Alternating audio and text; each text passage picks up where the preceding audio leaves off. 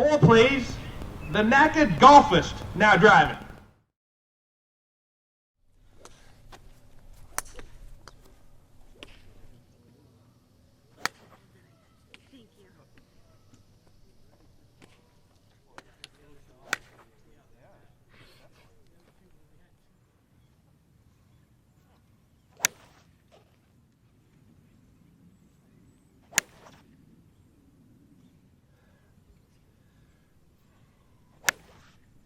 So for 18 years I was the head pro here, and now I'm helping some veterans over at Mather, and we have a veterans golf program over there, and helping the disabled guys, kind of getting something to take their mind off of their issues, and it's kind of fun. We've been doing that all summer. So that's cool. Yeah. You go to Mather Golf Course for that? Yeah, Mather. We have it over there on Mather every Wednesday. So I'm kind of the director of instruction for their program over there. Nice.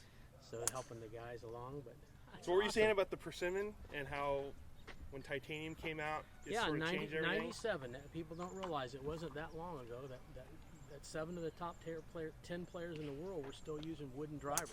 Now a lot of them had switched away from the wooden fairway woods because obviously the durability factor of fairway woods and the strength of fairway wood with having the weight in the bottom of the head really works for fairway woods better with the metal wood. But a lot of them had went to metal and then gone back to wood because of the way they could get a more penetrating flight. The center of gravity's higher in a wooden club than it is in a metal wood at the time. And but once we got that titanium hit, that biggest Big Bertha hit back then, about a 300cc jobby, and that was the end of wood. I know I played my best golf with wooden clubs. You know? You know, through my 20s and 30s and playing on the mini tours, that's what we used was wood. So, and I've got just a collection of beautiful ones at home. I was just the other day admiring this, you know, taking the head cover off, and you kind of now you look at them. I'm sure you're looking at these you got, and it's amazing how small they are, isn't it? I found a Hogan Apex. This one here. Let me show you. Yeah, well, Hogan Apex.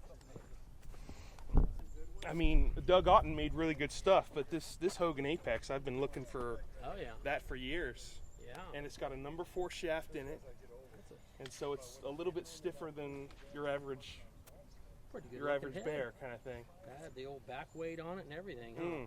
Yeah. That's nice. Still in good shape. I mean, it'll still play. Yeah. You know, the problem that you see now, though, is that the balls don't react the same. Since we've gone to all the solid balls, that's why the wood is no longer used, is because the balls, we used to use all the wound balls. Everything was wound. And the Bellatas and the Sirloins. The sirloins with the wound, they had so much more spin than the new balls do. And now these balls, these clubs, with the higher centers of gravity, they just simply don't, the ball kind of comes out of the air on the end. That's why you don't see them being used as much. But you can still hit some good shots with them. Yeah. I was watching one of the kids, David Sutherland kid out here a couple months ago. He was out here with one of these, kind of like what you got here, which was one of his dad's when he was on tour. It was a Yamaha wooden Persimmon, and he was just standing there whipping it right off the mat like it was nothing. Wow. You know, he's an 18-year-old kid just going to college, but he's like good player. He's like just hammering that baby. He's like, wow. He said, using it like a 3 wood. Yeah. But there was a pro at Mather when I was there. Okay, man. We'll be very nice to meet you. Nice to meet you. Thank you very much. I think his name was Mark Hilsinger.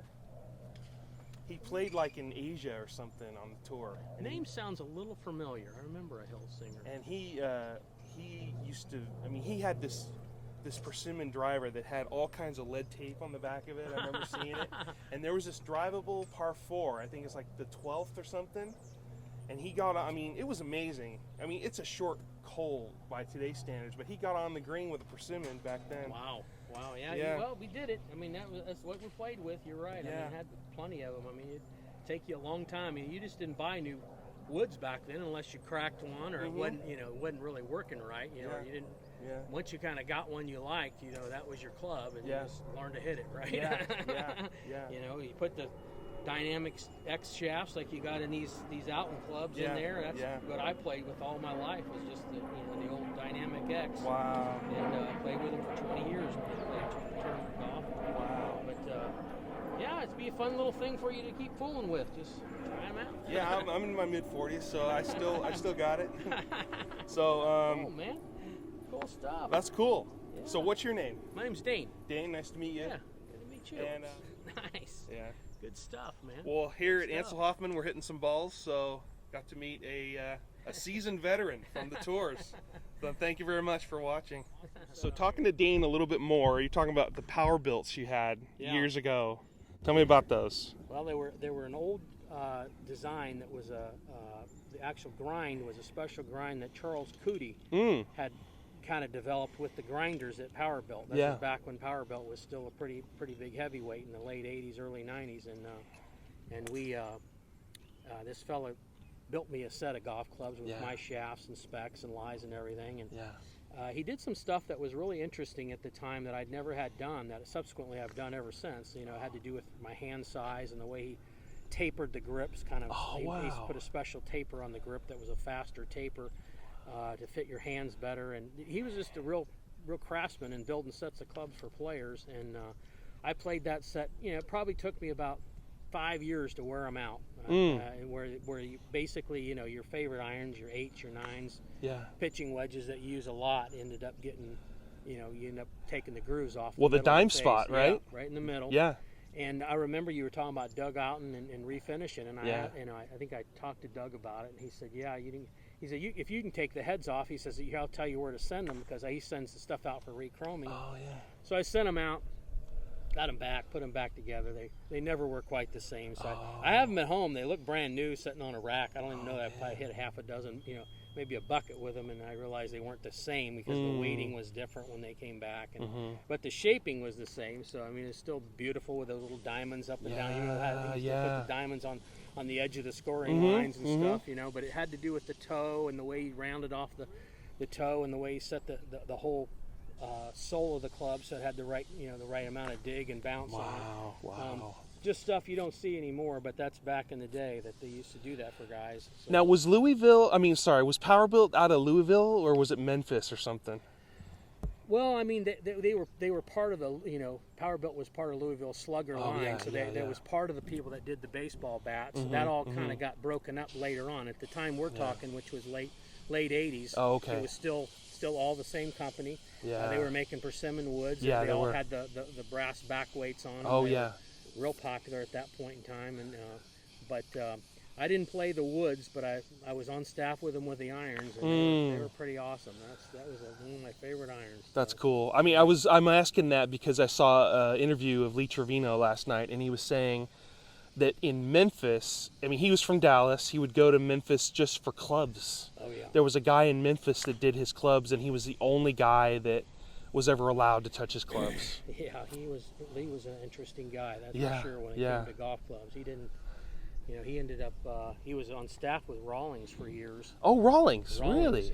But he didn't use Rawlings clubs. He had a Rawlings stamp made up, and he usually, you know, whatever iron he was using, he used Ram equipment a lot of the time. Really? He would just stamp that over the back of it, and that was his Rawlings. You know, there's your Rawlings. Now he was. I remember him with Spalding with the Top Flight. Later, but really, he was with Ram. Really. He was with. Well, Ram was never really with them officially, but that's one of the pieces of equipment he used a lot was Ram. The Ram golf clubs. Yeah, the Ram clubs out of the early '70s. Wow. Because they were big too. Those were huge. That was Tom Watson and Watson was big with that. Nick Price and Mark Brooks and stuff. I mean, that was. They were a big brand. They were through the late '80s and early '90s. I got a set of Ram Tour Grinds myself. I just remembered. Beautiful. Yeah, they are. Clubs. They are some really beautiful irons. I think they were like out of somewhere around Chicago or in Illinois. Oh, area. really? Yeah, Ram. they were out of the Midwest. Darn. Yeah, I thought they were down in the South. Oh no, my gosh. They were out of the Midwest there, so they made some awesome irons. But well, that makes sense. Tom Watson was from Kansas City. Yeah. That makes sense. Yeah. Cool well, anyway, stuff, though, man. Thank you very much. I Hey, appreciate you your got time. Thank you so much. Appreciate it. Thanks. All right. 4, please. The Knackered Golfist now driving.